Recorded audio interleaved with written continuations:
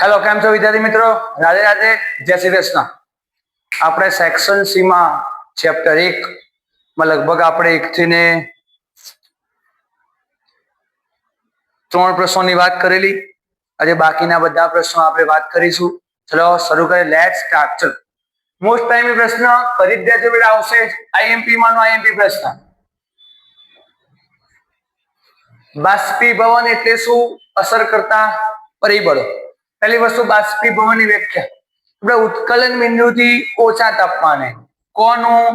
તો પ્રવાહીને. શેમાં રૂપાંતર થવાની ક્રિયાને? વાયુમાં. તો જો લખ્યું છે ઉત્કલન બિંદુથી ઓછા તાપમાને પ્રવાહીનું વાયુ અવસ્થામાં રૂપાંતર થવાની પ્રક્રિયાને બાષ્પીભવન કહે છે. ઓકે, બાષ્પીભવન પર અસર કરતા પરિબળો. એમાં પહેલું ક્ષેત્રફળ. બધાને ખબર છે, દોરી ઉપર કપડા એમનેમ સૂકો એના કરતા પોળા કરીને સૂકો. ક્ષેત્રફળ વધે, બાષ્પીભવન વધે. લખ્યું છે સપાટીનું ક્ષેત્રફળ વધવાથી બાષ્પીભવન વધે છે. આથી જ ભીના કપડાને ખાસ કેવો કરીને? પોળા કરીને સુકવતા ઝડપી સુકાય છે. નેક્સ્ટ બીજું, તાપમાન. બધાને ખબર, તાપમાન વધે, ગરમી વધુ આવે, પ્રવાહી વાયુમાં બને, બાષ્પીભવન વધે. ચલો, પહેલું તાપમાન વધવાથી બાષ્પીભવન વધે છે. આથી ભીના કપડા ઉનાળામાં ઝડપી સુકાઈ જાય છે. નેક્સ્ટ, ભેજ. શું લખશો બેટા ભેજમાં? સમજો, ભેજ કઈ ઋતુમાં હોય? ચોમાસામાં. અત્યારે તો ચોમાસામાં કપડા કેવા સુકાય? ધીમે. કેમ ધીમે? તો પહેલું, ચોમાસામાં ભેજ વધુ હોય એટલે ગરમી ના હોય, ઠંડક જેવું હોય એટલે ભેજ હોય. ઉનાળો અને ચોમાસામાં શેમાં તમે સરળતાથી શ્વાસ લઈ શકો? ઓક્સિજન. ઉનાળામાં, કારણ કે ઉનાળામાં વાતાવરણ સૂકું હોય એટલે ઓક્સિજન એમને ફરતો હોય, રમતો હોય, ઘૂમતો હોય એટલે શ્વાસ લો તરત ઓક્સિજન આવી જાય. પણ ચોમાસામાં જે આપણો ઓક્સિજન હોય ને, એ જે વાતાવરણની બાષ્પ હોય એમાં ઓગળી ગયેલો હોય. એ ઓગળેલો આપણને લેવામાં વધુ તકલીફ પડે. એટલે જે દર્દી અસ્થમા હોય, COPD હોય, દમનો રોગ, શ્વાસ લેવામાં તકલીફ પડે ને ચોમાસું બહુ અઘરું પડે. એમાં ખાસ તમે દરિયાઈ કિનારાના નજીકના વિસ્તારમાં રહેતા હોય, એટલે કે સુરત છે, વલસાડ, નવસારી, બોમ્બે, આ બધા વિસ્તાર દરિયાઈ નજીકના, એ ચોમાસું ભરપૂર હોય, ભેજનું પ્રમાણ વધે એટલે ઓક્સિજન વાતાવરણમાં રહેલો ઓક્સિજન ભેજમાં ઓગળી જાય એટલે હવે શ્વાસ લેવામાં તકલીફ પડે. છૂટો અને સૂકો મળે નહીં. તો અહીંયા તો પહેલું, હવામાં રહેલી પાણીની બાષ્પની માત્રાને શું કહેવાય? ભેજ. લખવું પડે, હવામાં રહેલી પાણીની બાષ્પની માત્રાને ભેજ કહેવાય. હવે બેટા જેમ જેમ ભેજનું પ્રમાણ વધુ, ભેજ વધે તો બેટા બાષ્પીભવન ઘટે. આથી ચોમાસામાં કપડા ઝડપી સુકાતા નથી. નેક્સ્ટ, હવે લખી આપું બેટા 4 નંબરનો, પવનની ઝડપ. હું અહીંયા લખી દઉં છું, પવનની ઝડપ. શું લખશો બેટા? જેમ જેમ પવનની ઝડપ વધુ તેમ તેમ બાષ્પીભવનનો દર કેવો? બરાબર હતી. જેમ જેમ પવનની ઝડપ વધુ એમ બાષ્પીભવનનો દર વધુ. આથી કપડાને પણ કેવા બેટા? ભીના. આથી ભીના કપડાને વધુ પવન હોય ત્યાં સુકવતા ઝડપી સુકાય જાય છે. એકદમ સરળ ભાષામાં લખવાનું છે, આવડી જાય. પવનની ઝડપ વધે, બાષ્પીભવન વધે. આથી પવન જ્યાં વધુ હોય ત્યાં બેટા તમે સુકવતા કપડા ઝડપી સુકાય. તમે જો તમારા ઘરે અત્યારે બહાર વરસાદ પડે તો મમ્મી રૂમમાં પંખો ચાલુ કરી દે, કપડા સુકાય, ઝડપી સુકાઈ જાય. ઓકે, ચલો આગળના સવાલ વધીએ બેટા આપણે. ઓકે, ચલો.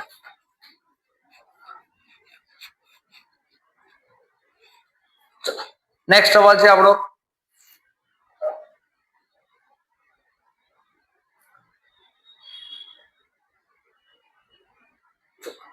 હવે બેટા એકદમ આ કોના જેવો સવાલ તમને કહી દઉં, આ જનરલ નોલેજ નો પ્રશ્ન.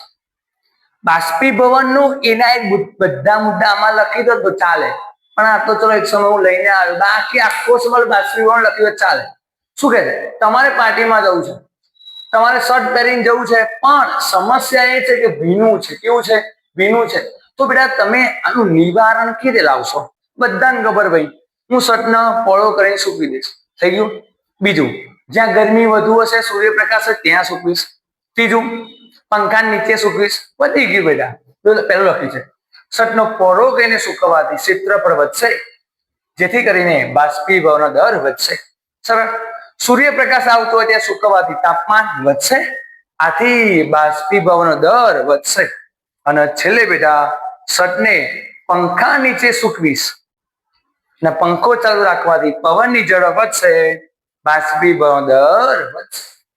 એકદમ સરળ સવાલ બેટા. ઓકે, ચલો આવો બેટા નેક્સ્ટ પ્રશ્ન. આ તો બેટા આવશે જ બેટા પ્રશ્ન, આવા બધા પ્રશ્નો આવશે બેટા. ચલો તમને શું કીધું છે? અવસ્થા જણાવવાની છે. ચલો આ છે ઘન, ના દેખાય તો અહીંયા લખવો ઘન. અહીંયા છે પ્રવાહી, અહીંયા છે વાયુ. તમને નામ આપે છે A B C D E અને F. ચલો પહેલું, ઘનમાંથી પ્રવાહી જાય એને શું કહેવાય? એટલે તમારું ગલન. પ્રવાહીનું વાયુ બી નંબર. બી એટલે કોણ બેટા? બાષ્પીભવન. સી, વાયુનું પ્રવાહી ભેગા થાય, સંઘનન. શું કહેવાય બેટા? સંઘનન. યાદ રાખવું પડે બધા બધું જ. ડી, પ્રવાહીનું ઘન, ઘન બને, ઘનીકરણ. બીજું કહેવું હોય તો ઠારણ. શું કહેવાય? ઠારણ. આપણે મોહનથાળ બનાવી દઈએ બેટા, પ્રવાહી હોય પછી ને ઠારવા મૂકીએ, જેથી કરીને ચોસલા બને. ઋતુ આવશે, તહેવાર આવશે, દિવાળી, મોહનથાળ બધા બનાવશે, કાજુ કતરી, કસાટા. નેક્સ્ટ, હવે ઈ શું કે?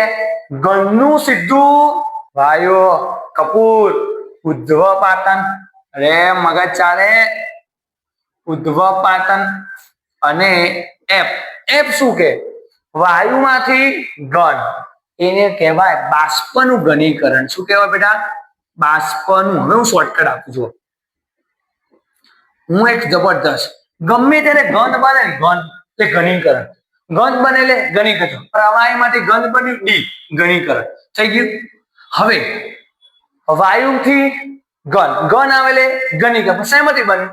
વાયુ, વાયુ એટલે બાષ્પ, બાષ્પનું ઘનીકરણ. બીજું કહેવું હોય તો નિક્ષેપણ. નિક્ષેપણ કહેવાય. આવડી જાય. સરસ મજા. રોકડિયા માર્ક્સ લેવાના, 2 મિનિટ લાગે. હું તો કોઈ આવા જ પ્રશ્નો લખવાના, સમય બચે એ બીજા એક્સ્ટ્રા પ્રશ્નો લખતા ફાવે તમને. મગજ ચાલે કે ના ચાલે? પર ચલો, ઘનનું પ્રવાહી ગલન, પ્રવાહીનું વાયુ બાષ્પીભવન, વાયુનું પ્રવાહી સંઘનન, પ્રવાહીનું ઘન, ઘન આવે ઘનીકરણ. હવે જો અહીંયા ઘનમાંથી વાયુ, અરે કપૂર, કપૂર ગૌરમ, એનો મતલબ ઘનનું સીધું વાયુ ઉધ્વપાતન, અને વાયુમાંથી ઘન, ઘન આવે એટલે ઘનીકરણ, વાયુ બાષ્પ. ઓકે, ચલો બધી આગળ બેટા સ્ક્રીનશોટ લઈ લેજો. લોલીપોપ જેવા પ્રશ્નો. 2 મિનિટ બેટા. ચલો આગળ. ઓકે, પ્રશ્ન નંબર 7 જો બેટા શું કે છે? દ્રવ્યની અવસ્થા પ્રમાણે કેટલી અવસ્થા? એક ઘન, પ્રવાહી અને વાયુ. આમાં વર્ગીકરણ કરવાનું છે. પહેલું સ્ટીલ. સ્ટીલ શેમાં આવે? ઘનમાં. તો આના ઉપર લખી દઉં એટલે તમને આવડી જાય. ઘન. ચલો, રુધિર શેમાં આવે? અરે સાહેબ પ્રવાહી. હવા, અરે સાહેબ વાયુ. તેલ, પ્રવાહી. નાઇટ્રોજન, અરે વાયુ. ચોક, ચોક શેમાં આવે? ઘન. એલપીજી, સીએનજી બંને વાયુ, વાયુ. આયોડિન, આયોડિન શેમાં આવે? ઘન. બહુ યાદ રાખવાનું. જોજો સમજજો, હું એક શોર્ટકટ આપું છું. CSI, આ 10મા મી કાણું છે. સી નો મતલબ કાર્બન, એસ નો મતલબ સલ્ફર, આઈ નો મતલબ, આ બધા કેવા સ્વરૂપે છે? ઘન છે. બધા છે એવો ધાતુ પણ છે ઘન સ્વરૂપ. CSI યાદ રાખવાનું, આગળ 10મી કામ આવશે. આવડી જાય આવું લખી દેવાનું, સરસ મજાનું માર્ક્સ. આયોડીન ભૂલ ના કરતા બેટા. ઘન. આવો નેક્સ્ટ. રૂપાંતરણ દરમિયાન થતી પ્રક્રિયાનું નામ આપો. કઈ નામ લખો છો? મેં તમને હાલ ભણાવી, જો અહીંયા લખું છું ઘન, એનું પ્રવાહી ઉપરનું ભૂસી દઉં, ઘન, પ્રવાહી અને વાયુ. ઘન, પ્રવાહી, વાયુ. શું કહે છે પહેલું? વાદળ બનવું. તો વાદળ બને કેવી રીતે? મગજ ચલો છો. આ દરિયાનું પાણી ગોખવાનું કશું નથી. દરિયાનું પાણી કઈ ઋતુ? ઉનાળો. સુરત દાદા આવે? હા સાહેબ આવે. શું આપે? ગરમી. ગરમી મળે તો પાણી શું થઈ જાય? પ્રવાહીમાંથી વાયુ, વરાળ બની ગઈ. જોજો મજા આવશે. વરાળ એટલે કઈ અવસ્થા? વાયુ. હવે જેમ જેમ ઉપર જાય ને તેમ તેમ આ વાયુ શું પડે? ઠંડો પડે. શું પડે? ઠંડો. અને મનકો વાયુ ઠંડો પડે તો શું બનાવે? પ્રવાહી. ઉપર જઈને આ વાયુ શેમાં કન્વર્ટ થઈ જાય? વાયુમાંથી પ્રવાહી. હાલત શીખવાડી. શું કહેવાય? શું કહેવાય? સંઘનન. મગજ ચાલે બેટા. પાણી દરિયામાં, ઉનાળો આવ્યો, ગરમી પડે તો પ્રવાહીને ગરમી મળે તો વાયુમાં બને. જેમ જેમ વાયુ ઉપર જાય ને એમ એ શું પડે? ઠંડુ પડે. તો વાયુ ઠંડુ પડે તો પ્રવાહી. વાદળ બની ગયું. વાયુનું પ્રવાહી, વાયુમાંથી પ્રવાહી. સંઘનન. ચલો, મીણનું પીગળ. મીણ પીગળે. જો મીણ ક્યાં સ્વરૂપે? ઘન. ઘનમાં પ્રવાહી લે ગલન. તેને ગલન પણ કહેવાય. બીજું કહેવું હોય તો પીગળે. શું બન્યું? પ્રવાહી બન્યું. આથી પ્રવાહીકરણ. મૂકવાનું કશું જ નહીં. પછી મીણ પીગળે. સૂર્યપ્રકાશમાં મીણ મૂકો, પીગળી ગયું. મીણ કેવું હોય? ઘન. ઘનમાંથી પીગળે તો પ્રવાહી, તો ગલન કહેવાય બેટા. પણ બીજી વસ્તુ પ્રવાહીકરણ પણ કહી શકાય. ચલો આગળ. ડામરની ગોળી ટોયલેટમાં મૂકે. ડામરની ગોળી, ગોળી ઘન સ્વરૂપે પણ ઉડી જાય, વાયુ બને. ઘનનું સીધું વાયુ. ઉધ્વપાતન. શું લખવાનો જવાબ? ઉધ્વપાતન. આવડશે? એકદમ સરળ છે. ચલો, આમાં જ આપણે માર્ક્સ કવર કરવાના છે બેટા.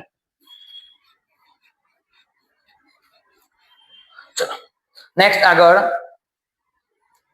સરસ મજાનો એવો સવાલ બેટા તમારી સમક્ષ લઈને આવી રહ્યો છું. ઓકે, એક પાત્રમાં તમને શું આપ્યું છે? મીણ આપેલું છે. આ ચાર્ટ કોનો છે? મીણનો છે. આ અમુકને જ ખબર પડે, વાંચવાનું પહેલા. મીણ એને ગરમ કરવાનું છે અને તાપમાન અને સમયના આલેખો છે. ઓકે, હવે જો પહેલા આપણે પ્રશ્નો વાંચીએ તો થોડું વધારે મજા આવશે. નાનું કરવું પડશે. આ પ્રશ્નો નીચે લખેલા છે બેટા. હા, જોજો અહીંયા દેખાય છે, દરેકને દેખાશે. ચલો પહેલું બિંદુ ABCD અવસ્થાઓ જણાવો. અવસ્થા. હવે મને કહો. ચલો, એ અવસ્થા. બી દેખાય તમને? C, D. હવે મન કો ધારો કે એ હોય એ પદાર્થ. અહીંયા તાપમાન કેટલું? ધારો કે 7. આખું તાપમાન 7 ડિગ્રી તાપમાન છે, 15 ડિગ્રી. તો મને કહો એ એટલે કયો પદાર્થ હોય? ઘન. અહીંયા લખું છું, અહીંયા લખું, તમે દેખજો. એ એટલે કઈ અવસ્થા? ઘન અવસ્થા. હવે જુઓ શું થયું. અહીંયા પહોંચ્યો. હવે જો આ 15 ડિગ્રી તાપમાને આ એનું કયું તાપમાન? હવે જો શું થાય? 15. હે સાહેબ, આ તો બદલાતું જ નથી. તાપમાન ક્યારે ના બદલાય? મેં આગળ ભણી ગયું. પદાર્થ ગલન બિંદુ જેટલા તાપમાને પહોંચ્યા પછી ગરમી આપવા છતાં તાપમાન બદલાતું નથી. ધારો કે ધોરણ 9 માં આવો, જ્યાં સુધી પતે ને ત્યાં સુધી 10માં જાઓ ના, ગમે ત્યારે સીધી લીટી આવે. એનો મતલબ તાપમાન કેવું હોય? અચળ. તાપમાન ક્યારે અચળ હોય? જ્યારે એક અવસ્થામાંથી બીજી અવસ્થામાં રૂપાંતર થતું હોય. ધારો કે મન કહો બસ સુરત આવી ગઈ, હા, તરત ઉપડી જાય ના. ધારો કે 9 વાગે સુરત આવે, અડધો કલાક બસ સુરત ઉભી રહે. કેમ? અમુક પેસેન્જર ઉતરે, અમુક નવા, પછી બધા ભરાઈ જાય, પછી જાય. પણ 9 થી 9:30 સુરતના સુરત, ગમે ત્યારે આવી લીટી આવે. એટલે કહેવાય અહીંયા તાપમાન બદલાતું નથી. એટલે અહીંયા કોઈ કામ થાય, અહીંયા કઈ કામ થાય. હવે જુઓ, તમને બી કીધું, હવે તો 15 ડિગ્રી એટલે મીણનું કયું બિંદુ? ગલન બિંદુ. શું કહેવાય? ગલન બિંદુ. જો તાપમાન અચળ, સમય વધે છે, તાપમાન તો 15 ગલન બિંદુ આવે એટલે ઘનનું શું બને? પ્રવાહી. તો બી બિંદુ એવું હોય, ઘન અવસ્થા અને પ્રવાહી. સીધું બની જાય? ના બને. 10-15 મિનિટ વાર લાગે, ધીમે ધીમે મીટ પીગળે. ચલો હવે સી. હવે મગજ ચલાવો. અહીંયાથી વધી ગયું તાપમાન. હવે સી બિંદુ એ તાપમાન સમજી લો, ધારો કે 80 હોય, 80 ડિગ્રી. પણ પ્રવાહી તો પ્રવાહી જ રહે. તો સી બિંદુ એ કયું હોય? પ્રવાહી. પણ હવે જો 110 જોયું, કઈ બિંદુ ડી. હવે આખી લાઈન જો. હવે અહીંયા ઘનનું શું બને? ઘનમાંથી પ્રવાહી બની. હવે બધાને ખબર, પ્રવાહીમાંથી શું બને? વાયુ. તો અહીંયા એવું હોય, તાપમાન અચળ, એક અવસ્થાનું બીજી અવસ્થામાં રૂપાંતર થતું હોય. અહીંયા પ્રવાહી બની ગયો, તો હવે શું બને? પ્રવાહીમાંથી વાયુ. તો મને કહો ડી બરાબર પ્રવાહી અવસ્થા પણ હોય અને કઈ અવસ્થા હોય? વાયુ અવસ્થા. તો પહેલો ક્લિયર. બીજું, બધાનું ગલન બિંદુ. એટલે ગલન બિંદુ કેટલું? 15 ડિગ્રી સેલ્સિયસ. ચલો હવે આ ઘટના દરમિયાન સંકળાયેલી ઉષ્માના નામ આપો. ચલો, આખા ચેપ્ટરમાં ઉષ્માવાળી શબ્દો કેટલા? 2. એક ઉષ્મા, ગલન ગુપ્ત ઉષ્મા. એટલે આ પુષ્પાને ઉષ્મા. બીજું, બાષ્પીભવન ગુપ્ત ઉષ્મા. 2 છે કે આખા ચેપ્ટરમાં? કઈ કઈ જગ્યાએ સાહેબ? તમે લખ્યું ચાલે. ગલન ગુપ્ત ઉષ્મા, બાષ્પીભવન. સાહેબ દર્શાવ તો જુઓ. આ રહ્યું ગલન ગુપ્ત ઉષ્મા. કેમ? ઘન છે, એનું પ્રવાહી કરવા માટે આપણી પતલી ઉષ્મા ઉર્જા જથ્થાને ગલન ગુપ્ત ઉષ્મા. લખાય A1 થી લઈને B1 સુધી. જોયું? હવે ચડી ગયું ઉપર. D1 થી લઈને D2 સુધી. મગજ ચાલે કે ના ચાલે? હવે અહીંયા પ્રવાહીમાંથી વાયુ બનવું હોય, આપો ઉર્જા, આપો. આ જથ્થાને શું કહેવાય? બાષ્પીભવન ગુપ્ત ઉષ્મા. એકદમ સરળ બનાવું, સમજી લે તો લે. અને આનાથી પણ સરળ બનવું હોય ને તો મારા ઓફલાઈન સેન્ટરમાં આવ્યો, મારી આમને સામને. ભૂક્કા બોલાય તો ભૂક્કા. ઓકે, ચાલુ રાખે. બોલો મેં માત કી જય.